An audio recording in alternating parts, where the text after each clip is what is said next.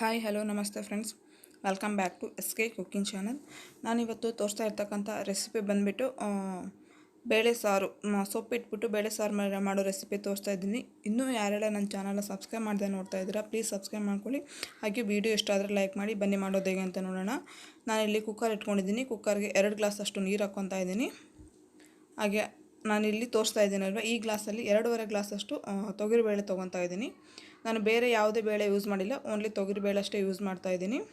ಹಾಗೆ ಸ್ವಲ್ಪ ಅರಿಶಿನ, ಹುಣಸೆಹಣ್ಣು, ನಾನು ಇಲ್ಲಿಂದು 3 ಟೊಮೊಟೊ, ಹಣ್ಣಾಗಿರ್ತಕ್ಕಂಥ 3 ಟೊಮೊಟೊ, 1 ಗಡ್ಡೆ ಅಷ್ಟು ಬೆಳ್ಳುಳ್ಳಿ, 7ರಿಂದ 8 ಹಸಿಮೆಣಸಿನ್ಕಾಯಿ ತೊಗೊಂಡಿದ್ದೀನಿ.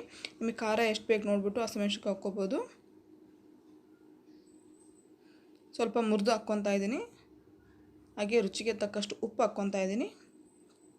ಹಾಗೆ ನಾನಿಲ್ಲಿ 1 ಕಟ್ಟಷ್ಟು ಪಾಲಕ್ ಸೊಪ್ಪನ್ನು ನೀಟಾಗಿ ವಾಶ್ ಮಾಡಿಬಿಟ್ಟು ಹಾಕ್ಕೊತಾ ಇದ್ದೀನಿ. ಇದೆಲ್ಲದ್ರ ಜೊತೆಗೆ ನಾನಿಲ್ಲಿ ತೋರಿಸ್ತಾ ಇರ್ತಕ್ಕಂಥ ಸೊಪ್ಪು ಇದನ್ನೆಲ್ಲೂ ನೋಡಿರಲ್ಲ ಅಂತ ಅಂದ್ಕೊಂಡಿದ್ದೀನಿ. ಇದ್ರ ಹೆಸರೇನೆ ಬೇಳೆ ಪಲ್ಯ ಅಂತಾರಂತೆ. ಇದು ಎಲ್ಲಿ ಮಾರ್ಕೆಟ್ನಲ್ಲಿ ಎಲ್ಲಿ ಸಿಗೋದಿಲ್ಲ, ನಾನು ಎಲ್ಲಿ ಮಾರ್ಕೆಟಲ್ಲೂ ನೋಡಿಲ್ಲ. ಇದು ತುಂಬ ಟೇಸ್ಟಿ ಇರುತ್ತೆ. ಹಾಗೆ ಹೊಲದಲ್ಲೇ ಸಿಗೋದು. ಇದು ಪಲ್ಯ ಬಂದುಬಿಟ್ಟು ಆರೋಗ್ಯಕ್ಕೂ ತುಂಬ ಒಳ್ಳೆಯದು. ಇದಕ್ಕೆ ಯಾವುದೇ ರೀತಿ ಔಷಧ ಎಲ್ಲ ಹಾಕ್ಬಿಟ್ಟು ಬೆಳೆಯೋದಿಲ್ಲ, ಅದಷ್ಟಕ್ಕದೇ ಬೆಳ್ಕೊಳ್ಳುತ್ತೆ. ನಾವು ಈ ಥರದೆಲ್ಲ ಹೊಲದಲ್ಲಿ ಕಿತ್ಕೊಂಬಂದ್ಬಿಟ್ಟು ಮಾಡ್ತಾಯಿರ್ತೀವಿ. ಇದೊಂದೇ ಸ್ವಲ್ಪ ಪಲ್ಯ ಹಾಕ್ಬಿಟ್ಟು ಮಾಡಿದ್ದೆ ಚೆನ್ನಾಗಿರಲ್ಲ, ಅದಕ್ಕೋಸ್ಕರ ನಾವು ಇದ್ರ ಜೊತೆಗೆ ಪಾಲಕ್ ಸೊಪ್ಪು ಇಟ್ಬಿಟ್ಟು ಮಾಡ್ತೀವಿ. ಟೇಸ್ಟ್ ಚೆನ್ನಾಗಿರುತ್ತೆ. ಎಲ್ಲನೂ ಇಂಗ್ರೀಡಿಯೆಂಟ್ಸ್ ಹಾಕಿದ ಮೇಲೆ ಕುಕ್ಕರ್ ಮುಚ್ಚಳ ಮುಚ್ಚಿಬಿಟ್ಟು 3ರಿಂದ 4 ವಿಸಿಲ್ ಹಾಕ್ಸ್ಕೋಬೇಕು. ಬೇಳೆ ಎಲ್ಲ ಫುಲ್ ಮೆತ್ತಗಾಗೋವರೆಗೂ ವಿಸಿಲ್ ಹಾಕ್ಸ್ಕೋಬೇಕು.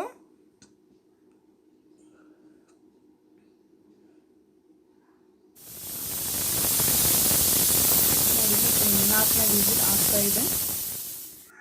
ವಿಸಿಲ್ ಎಲ್ಲ ಫುಲ್ ಗಾಳಿ ಎಲ್ಲ ಹೋಗ್ಬಿಟ್ಟು ತಣ್ಣಗಾಗಿದೆ. ಇವಾಗ ಓಪನ್ ಮಾಡಿ ನೋಡೋಣ. ನೋಡಿ, ಕರೆಕ್ಟಾಗಿ ತೊಗರಿಬೇಳೆ ಹಾಕಿರ್ತಕ್ಕಂಥ ಇಂಗ್ರೀಡಿಯೆಂಟ್ಸ್ ಎಲ್ಲ ಕರೆಕ್ಟಾಗಿ ಫುಲ್ ಮೆತ್ತಗಾಗಿದ್ದಾವೆ. ಇವಾಗ ಇದನ್ನು ಸ್ಮ್ಯಾಶ್ ಮಾಡ್ಕೋಬೇಕು. ಈ ಥರ ಪಪ್ಪಗಿತ್ತಿ ಇರುತ್ತಲ್ವ, ಇದರಿಂದ ಸ್ಮ್ಯಾಶ್ ಮಾಡ್ಕೋಬೇಕು. ಆರೋಗ್ಯಕ್ಕಂತೂ ತುಂಬ ಒಳ್ಳೆಯದು. ಈ ಸೊಪ್ಪಿಗೆ ನಾವು ಯಾವುದೇ ರೀತಿ ಔಷಧ ಹಾಕ್ಬಿಟ್ಟು ಬೆಳೆಯೋದಿಲ್ಲಲ್ವ, ಅದಕ್ಕೋಸ್ಕರ ತುಂಬ ಚೆನ್ನಾಗಿರುತ್ತೆ. ಟೇಸ್ಟ್ನೂ ಅಷ್ಟೇ ತುಂಬ ಚೆನ್ನಾಗಿರುತ್ತೆ. ಆದರೆ ನಾವು ಹಾಕಿದಾಗ ಏನು ನೀರಿರುತ್ತೆ ಅದೇ ನೀರು ಸಾಕು. ನಾವು ಮತ್ತೆ ಬೇರೆ ಮೇಲೆ ನೀರು ಹಾಕ್ಕೊಳಕ್ಕೆ ಹೋಗಿದ್ರೆ ಟೇಸ್ಟ್ ಚೆನ್ನಾಗಿರೋದಿಲ್ಲ. ಅದಕ್ಕೆ ಇದೇ ಥರ ಗಟ್ಟಿಯಾಗಿದ್ರೇ ಚೆನ್ನಾಗಿರುತ್ತೆ. ಇವಾಗ ಇದಕ್ಕೆ ನಾವು ಒಗ್ಗರಣೆ ಹಾಕ್ಕೊಳ್ಳೋಣ. ಮಾಮೂಲು ಒಗ್ಗರಣೆ, ನಾನೇನು ಬೇರೆ ಏನು ಒಗ್ಗರಣೆ ಹಾಕ್ಕೊಳ್ಳಲ್ಲ. ಒಂದು 4 ಬೆಳ್ಳುಳ್ಳಿನ ಬಿಡಿಸಿ ಇಟ್ಕೊಂಡಿದ್ದೆ, ಅದನ್ನು ಚಿಕ್ಕದಾಗಿ ಕಟ್ ಮಾಡಿ ಇಟ್ಕೊಂಡಿದ್ದೆ, ಅದನ್ನು ಹಾಕ್ಕೊತಾ ಇದ್ದೀನಿ. ಹಾಗೆ 1 ಸ್ಪೂನಷ್ಟು ಸಾಸಿವೆ ಜೀರಿಗೆ ಹಾಕ್ಕೊತಾ ಇದ್ದೀನಿ. ಹಾಗೆ 4 ಒಣಮೆಣಸಿನ್ಕಾಯಿ ಹಾಕ್ಕೊತಾ ಇದ್ದೀನಿ. ಹಾಗೆ ಸ್ವಲ್ಪ ಕರಿಬೇವು. ಇದೆಲ್ಲ ಚೆನ್ನಾಗಿ ಫುಲ್ ಕಲರೆಲ್ಲ ಚೇಂಜ್ ಆಗಬೇಕು, ಕೆಂಪಗಾಗಬೇಕು. ಅಲ್ಲಿವರೆಗೂ ಒಗ್ಗರಣೆ ಫ್ರೈ ಮಾಡೋದಕ್ಕೆ ಬಿಡೋಣ. ನೋಡಿ, ಒಗ್ಗರಣೆ ಎಲ್ಲ ಚೆನ್ನಾಗಿ ರೆಡಿಯಾಗಿದೆ.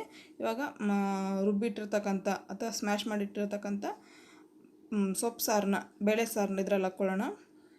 ಟೇಸ್ಟ್ ಮಾತ್ರ ತುಂಬ ಚೆನ್ನಾಗಿರುತ್ತೆ. ಬಿಸಿ ಅನ್ನೋ ಜೊತೆಗಂತೂ ಇನ್ನೂ ಟೇಸ್ಟ್ ಚೆನ್ನಾಗಿರುತ್ತೆ.